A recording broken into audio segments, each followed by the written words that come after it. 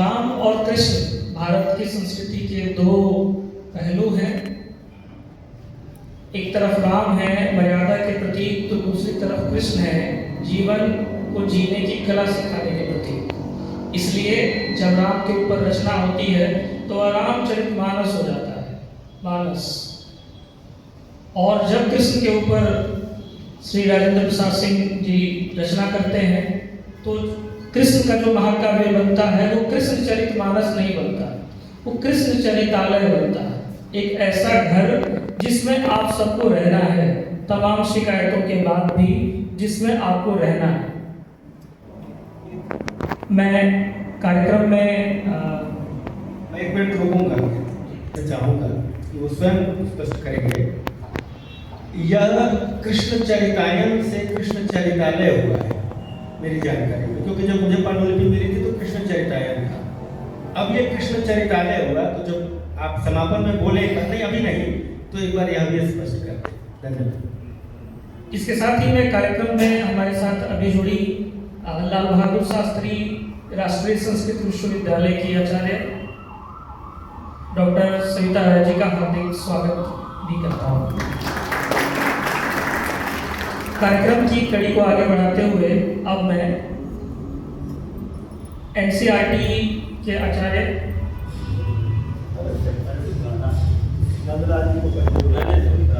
के पूर्व छात्र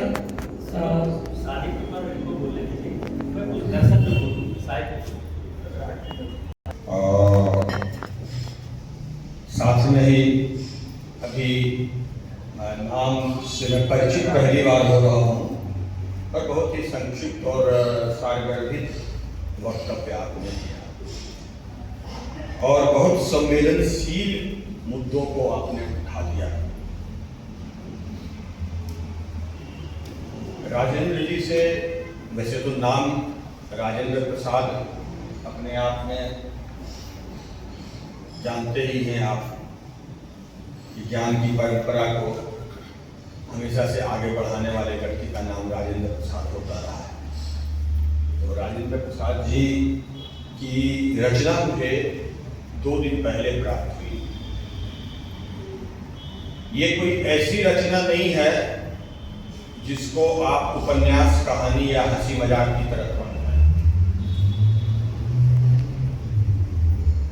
भाषा इसकी अवधि है, छंद का निर्वाह हुआ है, और जानते हैं कि आजकल जिस तरह की पढ़ाई लिखाई हो रही है और जिस तरह की भाषा का प्रयोग होता है, उस भाषा प्रयोग वाले के लिए कृष्ण चरित आलय को आसानी से समझना मुमकिन नहीं। इसको वही समझ सकता है जिसने मानस को गंभीरता से समझा हो। इसको वही समझ सकता है जिसने पद्मावत को उसी संजीदगी से पढ़ा हो, सूर सागर को पढ़ा हो। और यही नहीं,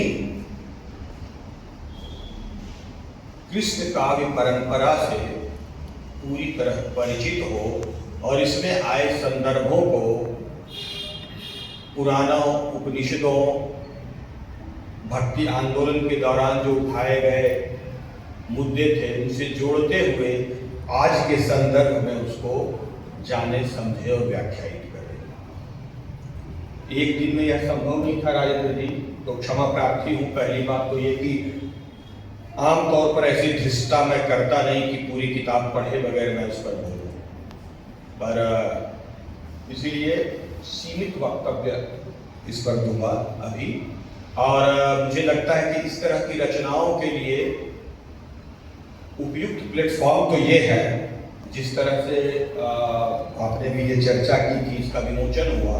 ठीक बात है, विमोचन तो कई बार एक ही पुस्तक बार बार हम करते हैं, लेकिन इस पर चर्चा होनी चाहिए और पढ़ लिख कर साहित्यिक विमर्श, जिसमें तमाम काव्य के उपादानों, उसकी परंपरा और उस पर शोध और अनुसंधान करने वाले लोगों के समक्ष यह पुस्तक पहले से दे दी जाए और फिर विचार विमर्श हो।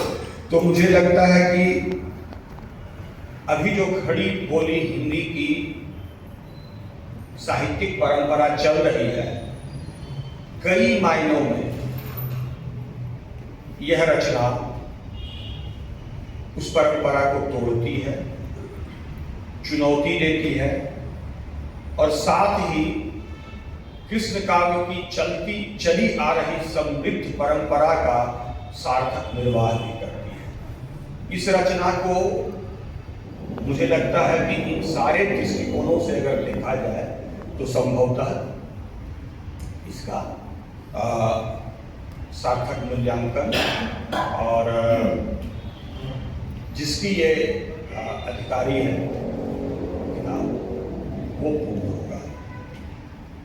दूसरी बात जो मैं कहना चाहूँगा, जहाँ अभी चर्चा भी चल रही थी कि राम और कृष्ण दो हमारे जननायक हैं और उन जननायकों के सहारे ही यह भारतीय समाज सामाजिक सांस्कृतिक अभिव्यक्ति अपने आप को देती रही है, जिसमें इतिहास, मिथक और तमाम तरह की अलौकिकता, आध्यात्मिकता मिश्रित होती है। और एक रचनाकार इन तमाम चली आ रही जनश्रुतियों, परंपराओं में अपनी विशेषता, अपनी खासियत, अपने शब्दों का प्रयोग कर उसको अपनाता है और एक तरह से उसको अभिव्यक्त करता है। जैसे मैं प्रसाद जी के संदर्भ में कहूँ कि जयशंकर प्रसाद जी के यहाँ इस तरह की लिखित रचनाएं आपको मिलेंगी, ऐतिहासिक रचनाएं मिलेंगी। अब कोई भी पढ़कर उस पर रचना लिख सकता है, लेकिन संपूर्ण ज्ञान को पी पचाकर प्रसादमय करके तब अभिव्यक्ति देना तो कमानी जैसी रचना